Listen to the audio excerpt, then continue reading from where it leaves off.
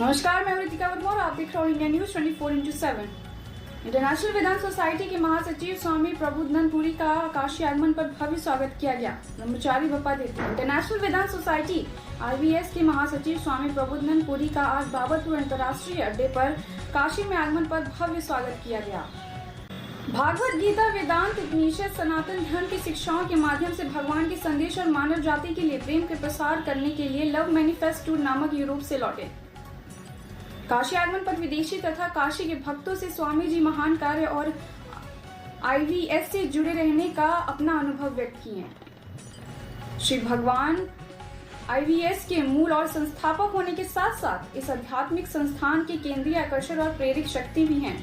2 माह व्यापी आध्यात्मिक कार्यक्रम सफल रूप से संपादित होने के बाद आज 1 अक्टूबर 2024 में काशी में वापस लौटे और स्वामी जी इस महान कार्य के संक्षिप्त विवरण दिए।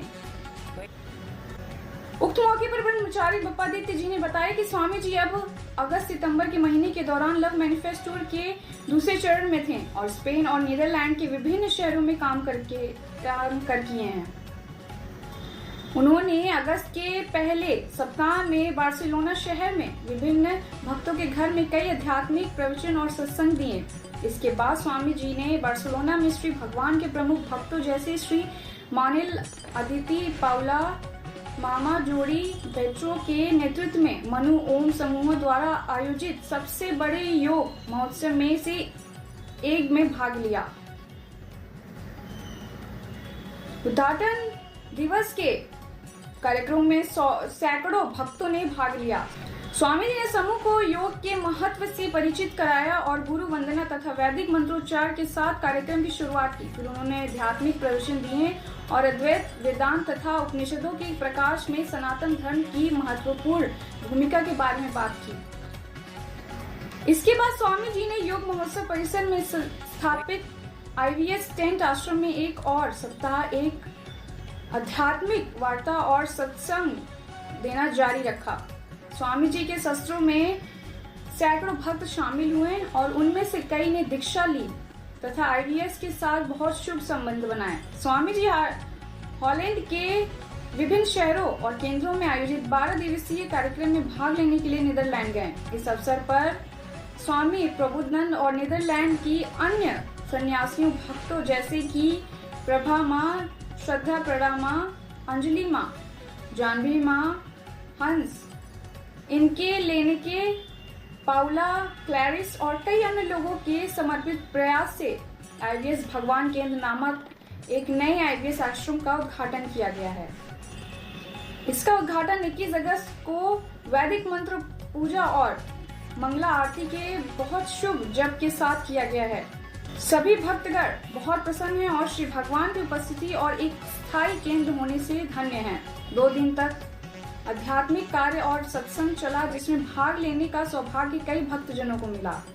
भारतीय दूतावास की तरफ से हॉलैंड के प्रमुख इंडिया एम्बेसी में स्वामी जी का प्रोग्राम बड़े जन समराह के साथ आयोजित किया गया।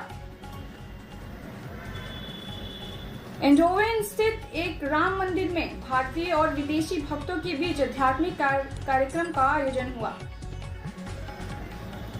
Mukesh Pandey, all India news 24/7 Varanasi.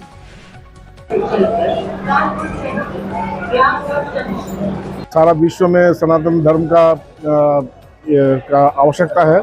लोग इसको समझते हैं और लोगों ने इसको बहुत ही आदर के साथ, बहुत ही सम्मान के साथ इसको ग्रहण किया और कार्य करके बहुत अच्छा लगा। अपना देश की गौरव, अपने देश की जो हमारी जो परंपरा है, हमारी जो ज्ञान है, उस ज्ञान को विदेश में लोगों के वितरण करने में भी बहुत खुशी हुई।